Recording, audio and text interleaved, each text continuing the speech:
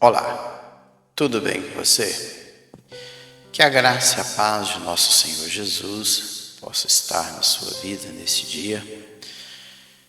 E hoje estarei dando continuidade com a minha exposição no Evangelho segundo escreveu o Dr. Lucas. Eu estou no capítulo 2. Já fiz alguns vídeos neste capítulo. Hoje não sei se vai ser possível concluir a minha exposição neste capítulo. Eu parei na passagem que fala sobre a profetisa Ana. Vamos lá. Está aí, a profetisa Ana.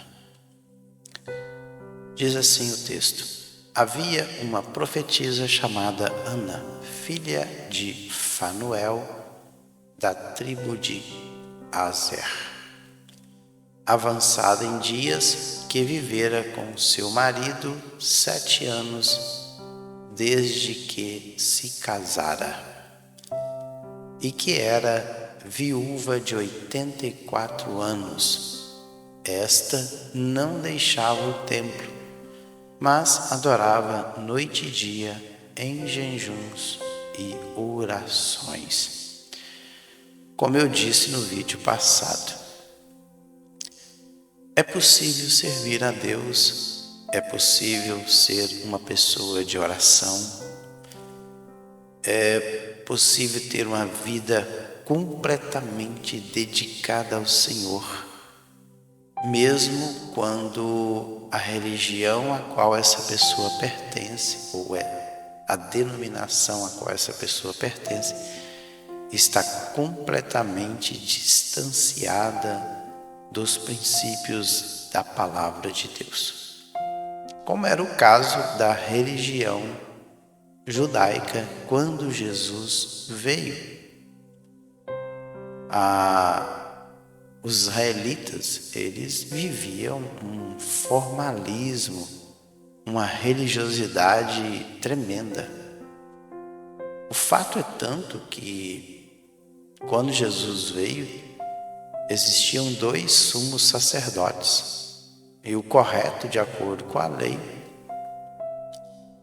é que deveria existir somente um, e era escolhido pela vontade de Deus. Mas nesse período era um interesse político, um jogo político tão grande, que as coisas tinham complicado.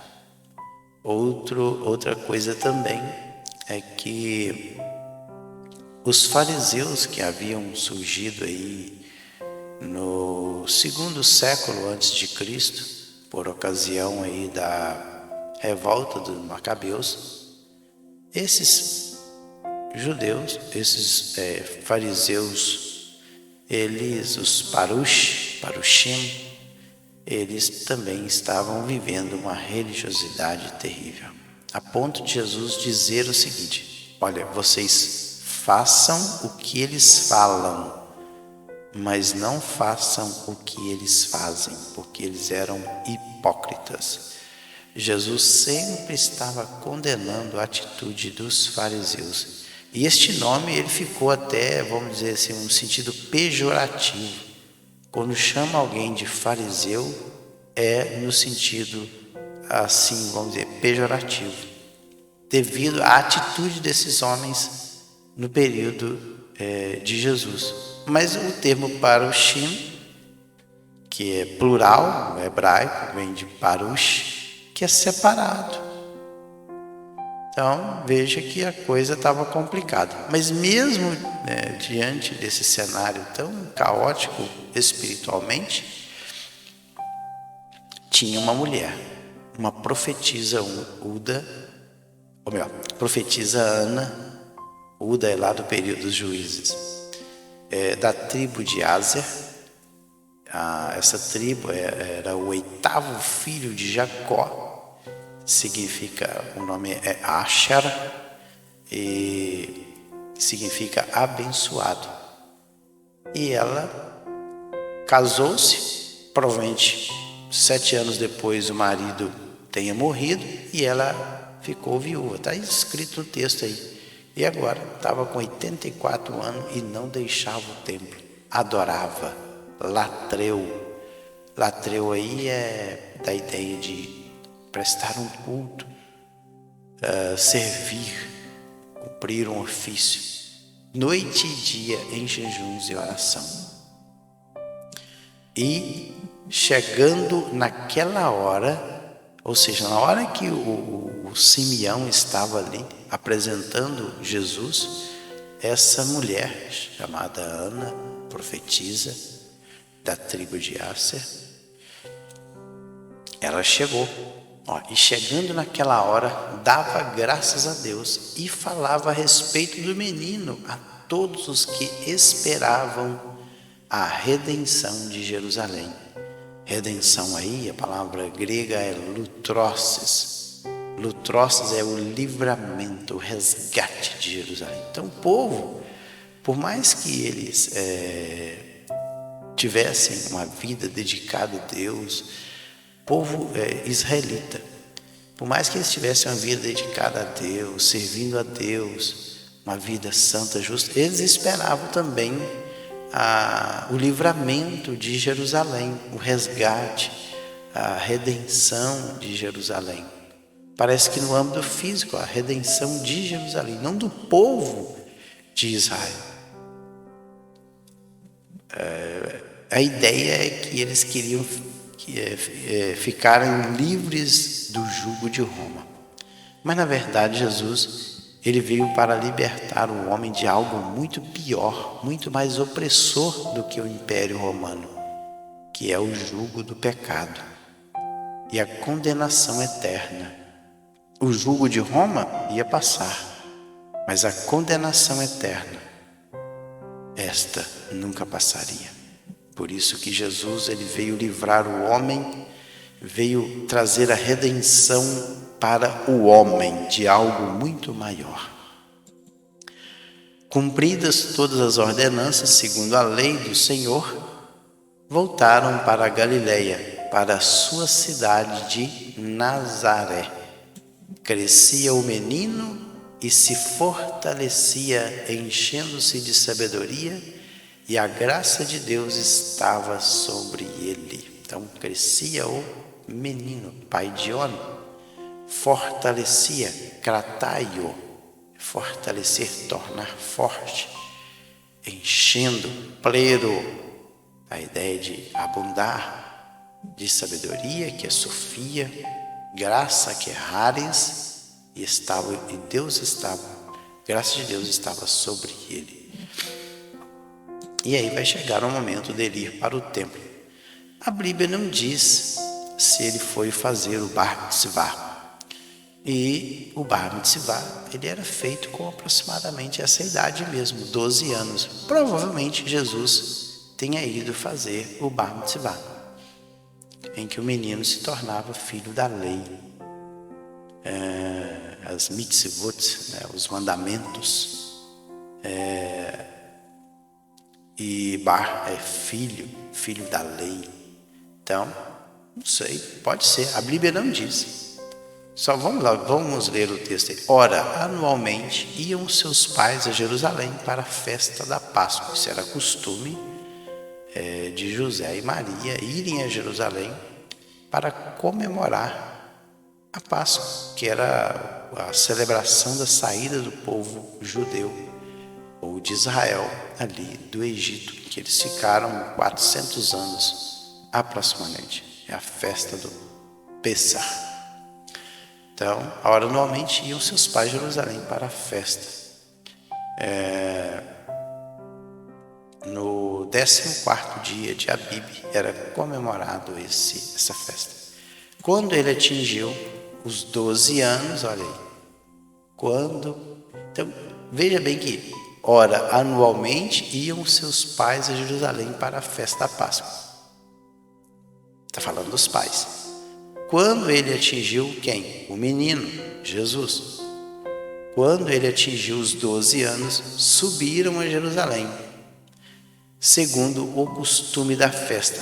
Agora uma pergunta, será que anteriormente Jesus não ia a Jerusalém? Não sabemos. Mas o Lucas diz, quando ele atingiu os 12 anos, aí o verbo subir, que é o verbo anabaino, o anabaino ele já está aí no aoristo, na voz ativa e no particípio, que está no passado. Então, e está no plural. Então eles subiram. Então José, seus pais e juntamente foram a Jerusalém. Terminados os dias da festa, ao regressarem, permaneceu o menino Jesus em Jerusalém, sem que seus pais o soubessem. É um detalhe, é que a festa em Jerusalém ia muitas pessoas para lá, muitas mesmo. E era uma festa muito concorrida. E o povo, eles subiam para comemorar essa festa. Essa festa era muito interessante para o povo judeu. Então, isso normalmente, a cidade de Jerusalém, ela ficava abarrotada de gente, lotada de gente. E nesta festa, os pais de Jesus, eles acabaram perdendo o Senhor nesta festa. Eles perderam, olha aí. Pensando, porém, estar ele entre os companheiros de viagem, foram caminho de um dia, e então passaram a procurá-lo entre os parentes e os conhecidos. Então, depois de um dia de viagem, foram a caminho de um dia, e aí eles sentiram falta do Senhor e começaram a procurá-lo entre os parentes e os conhecidos. E, não o encontrando, voltaram a Jerusalém à sua procura. 3 dias depois, então, olha, eles caminharam um dia e aí deram falta de Jesus. O que eles fizeram? Retornaram imediatamente para Jerusalém. Então, passou um dia andando e mais um dia voltando.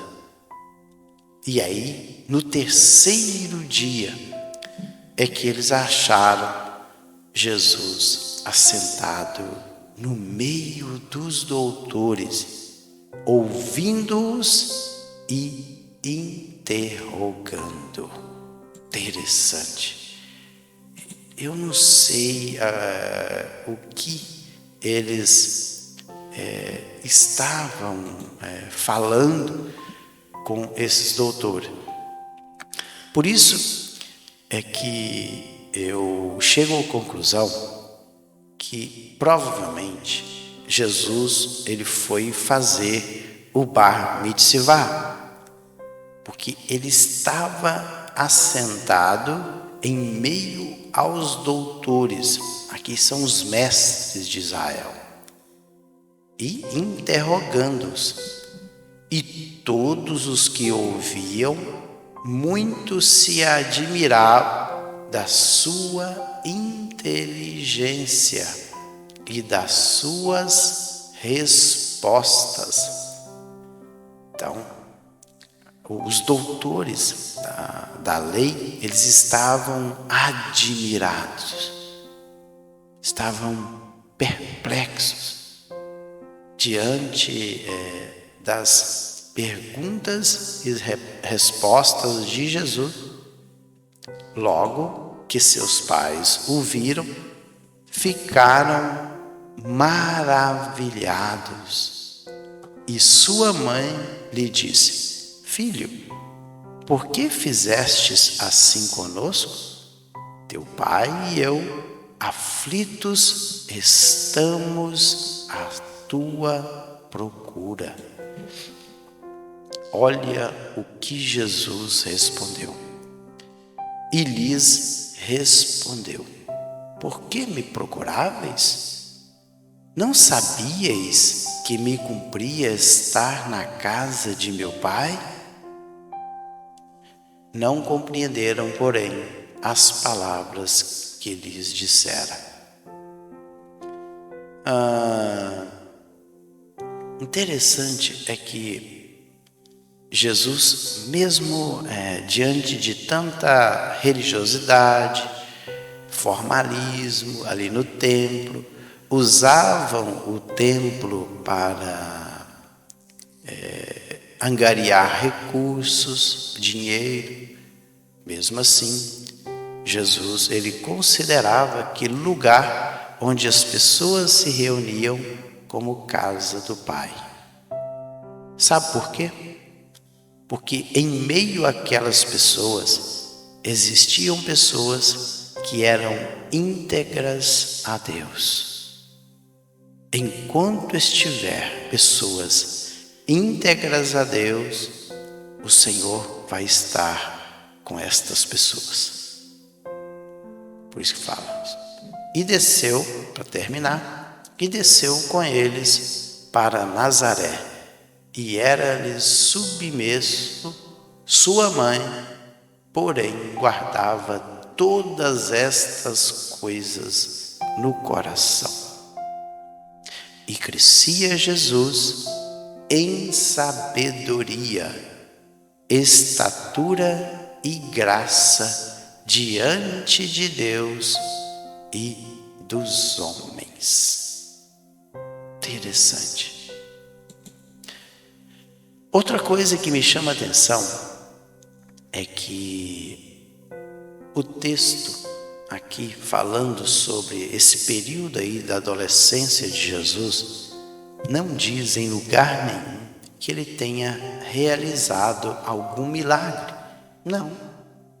Só fala que todo o período antes dos 30 anos de Jesus, a única coisa que é relatada é este episódio aqui, quando ele tinha 12 anos e também quando era bem criancinha, era um bebê. Depois disso, a Bíblia se cala a respeito da juventude, da vida adulta de Jesus, nós não sabemos. Com certeza ele estava em Nazaré, ajudando o pai, ajudando a mãe nos seus afazeres diários. A vida de Jesus, ela foi normal, como qualquer outro ser humano que veio na terra. A única diferença é que ele era o nosso e veio como nosso Salvador, como verdadeiro Deus e verdadeiro homem. Pois bem, chegamos ao final de mais um vídeo. Foi rápido esse vídeo. No próximo eu estarei entrando no capítulo 3, o qual eu vou falar sobre a pregação de João Batista e a pessoa de Jesus. Fiquem todos na paz do Senhor Jesus.